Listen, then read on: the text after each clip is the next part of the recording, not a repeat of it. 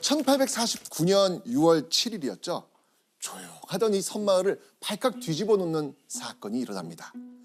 강화도의 한 나루터에 배 한 대가 도착하자 이 비장한 표정으로 사람들이 내립니다. 자, 이들이 누구였을까요?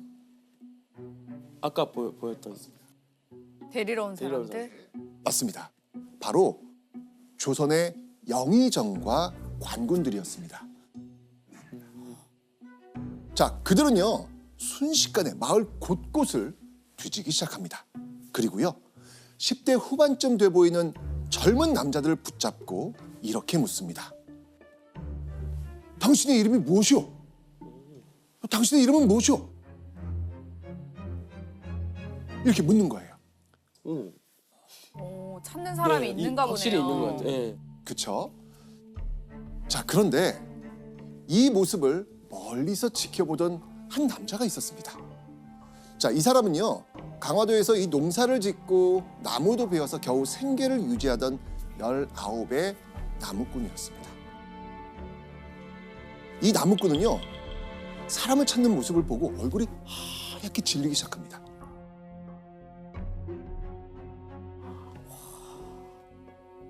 그 사이 이 나무꾼이 있는 곳을 향해 점점 다가오는 관군들.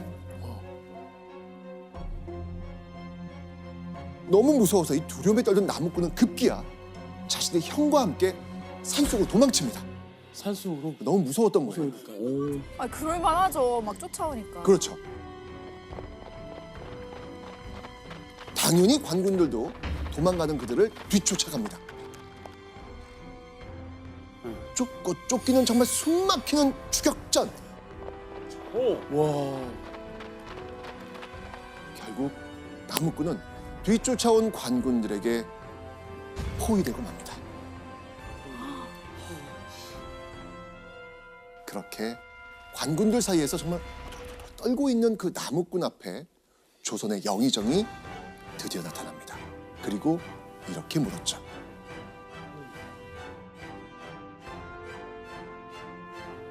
이름이 어떻게 되시오? 나무꾼은요 자포자기한 듯 자신의 이름을 말합니다. 그의 이름을 들은 영의정 화들짝 놀랍니다. 그리고는 바로 그 남자, 그 나무꾼에게 4번 절을 올립니다. 4번 네 절? 번? 그거 약간 영의정이 4번을 절하면은 뭐죠? 왕한테 하는 느낌 아닌가요? 오. 바로 이 나무꾼이 바로 그들이 간절하게 찾던 인물, 조선의 새로운 왕이 될 사람이었기 때문이죠. 야. 와. 이건 어떤 스토리지? 이건 영화의 이런 주제, 영화예요, 영화. 실제 실제 이야기입니다. 나무를 베다가 갑자기 4번 나한테 절한다? 내가 왕이 됐어. 이거 신기하다. 신기하다. 자, 사실 이 이야기는요 당시 강화도에서 전해지던 이야기로 실록에 남겨진 이야기는 아닙니다. 근데 확실한 건 어제까지 강화도에 살던 나무꾼이 하루아침에 조선의 임금이 되었다는 겁니다. 이건 팩트입니다. 약간 그 신데렐라 스토리. 신데렐라 있잖아요. 스토리. 맞아요. 그러니까 이거는 진짜 나무꾼 스토리가 아닐까. 자, 그렇다면 조선 역사상 다시 없을 초유의 사건, 이 인생 역전의 주인공은 누구였을까요? 바로 이 사람입니다. 조선 제25대 왕 철종입니다. 철종. 되게 순하게 생기셨는데 진짜 나무꾼 느낌인데요? 그러니까 뭐 자세도 누가 옷 입혀줘서 맞아, 살쪄서 예예예 약간 이런 느낌. 맞아요? 예. 자, 그렇다면 이 나무꾼이었던 철종이 아니 어떻게 왕의 자리에 오를 수 있었을까? 자, 그런데요, 당시 조선 조정에는요, 그럴 수밖에 없는 다급한 상황이 있었습니다. 응?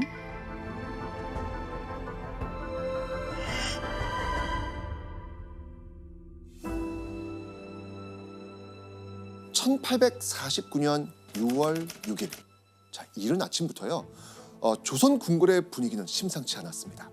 왕을 가까이에서 모시는 궁녀들은 물론이고요, 신하들까지 긴급 소집되는 상황이었죠. 궁궐 안에서. 뭘 안에서? 약간 승하? 맞습니다. 바로 조선의 왕이 병으로 돌아가신 상황이었습니다. 자, 병으로 돌아가신 이 왕은 과연 누구였을까요? 이 사람입니다. 조선의 제24대 왕 헌종.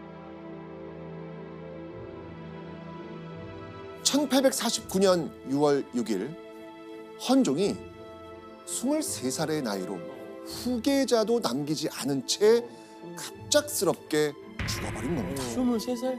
네, 너무 어린 나이에. 그것도 갑작스럽게 후사도 없이. 자, 헌종의 죽음은요, 당시 조정에 엄청난 숙제를 안길 수밖에 없겠죠. 어떤 숙제였을까요? 후계자. 후계자 갑자기 네. 이제 후계자도 없어. 그러니까요. 여기서 더 큰 문제가 또 있었습니다. 헌종이 그럼 후계자를 찾아야 되잖아요. 네. 그 후계자를 찾기 위해서 계속 올라가야 되는데, 근데 몇 대를 거슬러 올라가도 왕위를 이을 인물이 없었다는 겁니다. 그래요? 아니 뭐 형제라든지. 네, 있을 거 아니에요. 아니 뭐, 아니, 어떻게 그렇게 손자 뭐 없어요 아예? 맞습니다. 자, 그러면 대체 어디까지, 몇 대까지 거슬러 올라갔을까? 너무 궁금하시죠? 네. 자, 한번 보겠습니다. 자, 헌종의 아버지 효명세자. 효명세자는요, 헌종 외에 아들이 없었습니다. 네. 딱 헌종 하나밖에 없는 거예요. 하나밖에. 게다가 자, 할아버지 순조, 그다음에 증조 할아버지 정조.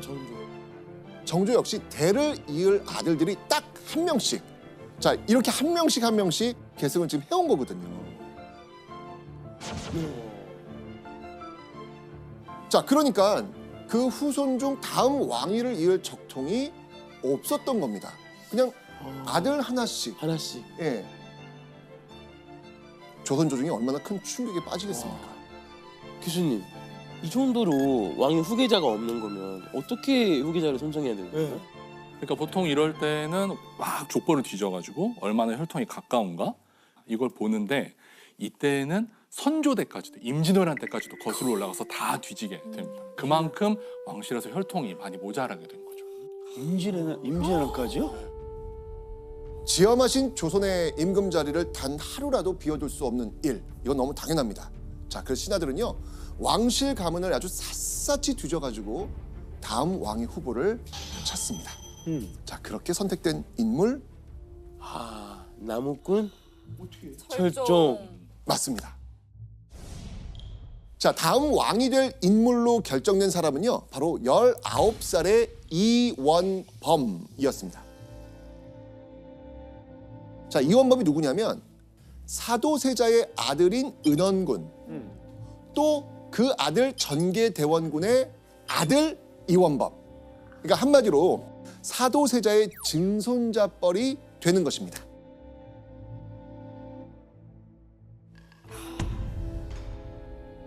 아니 너무 신기하다. 그런데요, 이원범은요, 조선에서 절대 왕이 될 수 없었던 인물이었습니다. 왕이 될 수 있는 그런 집안이 아니었어요. 철종은 물론 뭐 왕족이었지만 역적 집안의 후손이었던 겁니다.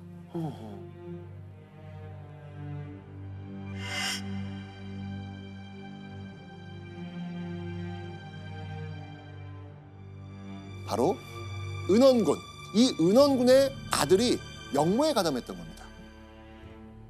결국 은원군은 강화도에 유배됐고요, 은원군 집안의 다른 식구들은 사약을 받습니다.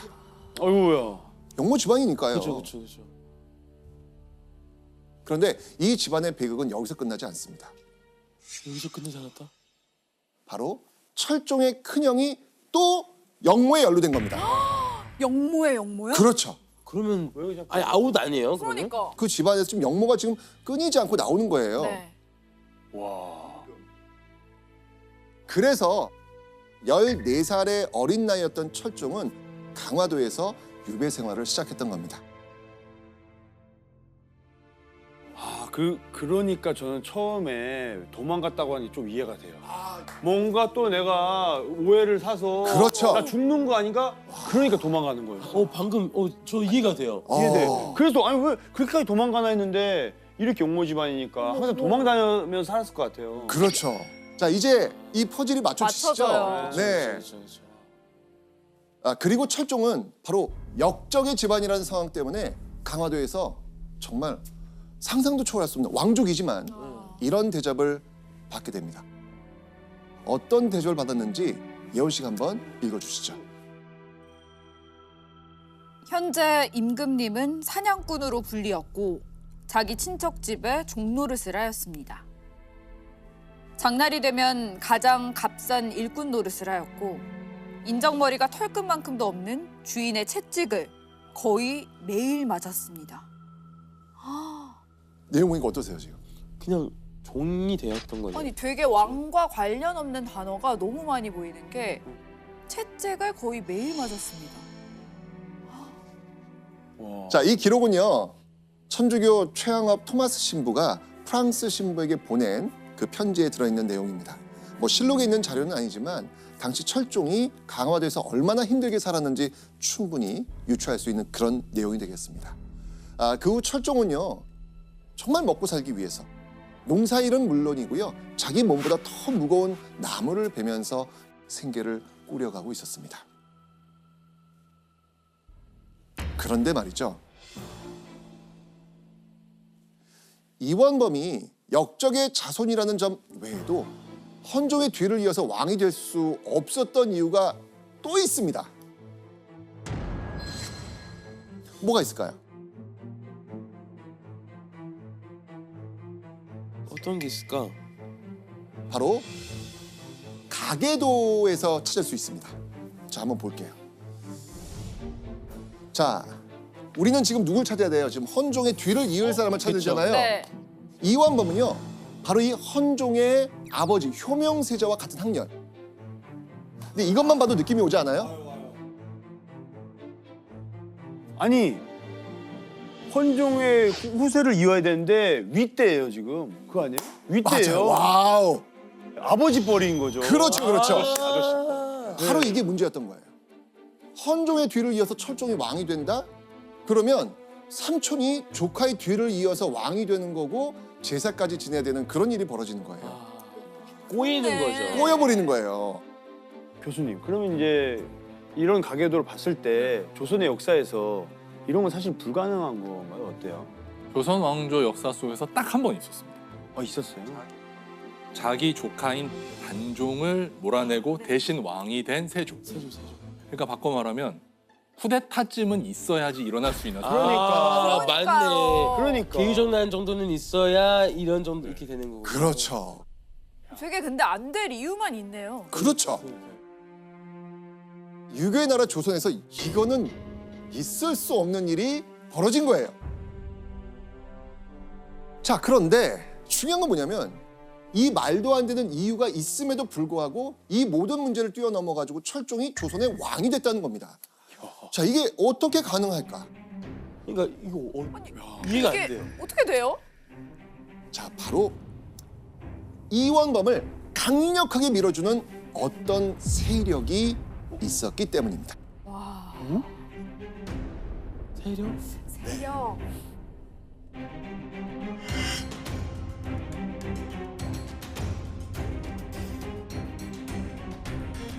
여기서 시험에 꼭 나오는 별점 체크 포인트. 자, 세도 정치. 세도 정치. 세도 정치. 그렇죠. 자, 세도 정치하면 여러분들 어떤 느낌 오죠, 조나단?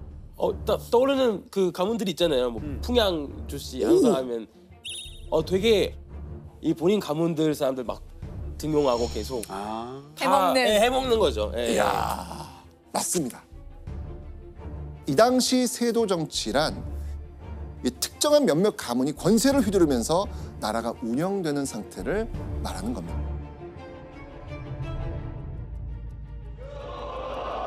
그대들은 내가 내린 비답이 마음에 안 드는 것이 아니라 저의 안진이가 마음에 안 드는 것이 아니오. 결국 이 시기 조선은요, 왕권은 약하고 세도 가문이 힘을 얻는 세상. 이완범의 집안은 영모 이후 뭐 거의 평미된 집안이잖아요. 네. 뭐 아까 그 이야기 보면 뭐 종로로 타면서 채찍까지 맞는 어떤 그런 집안이 네. 됐단 말이에요. 이러다 보니까 힘 있는 집안 어른들이 있다 없다. 없다. 없다. 그렇게 안동 김씨 집안이 선택한 꼭두각시 왕이 철종이었던 거죠. 이해가 된다. 네, 이제- 맞습니다. 이해가 됩니다. 그렇죠. 자, 그렇게 여기서부터 시작되는 안동 김씨와 순원왕후의 철종 왕 만들기 프로젝트.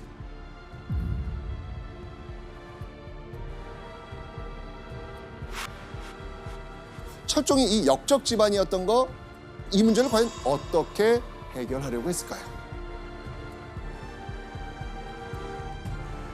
근데 처음 게 너무 세서 영모의 영모.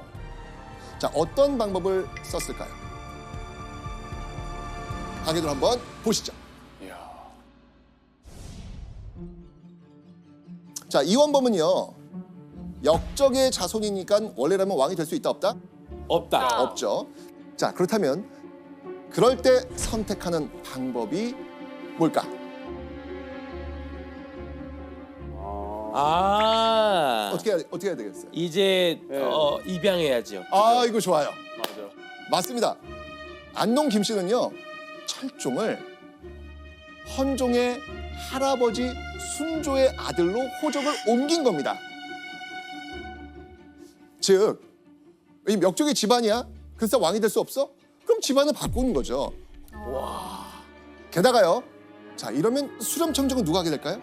그러면은 순춘정을 똑같이 아까 아까 전에 순원왕후가 계속 하게 되죠. 그렇죠. 왜냐면 순조의 부인이니까. 아이고, 야, 좋다. 와, 진짜 대박이다.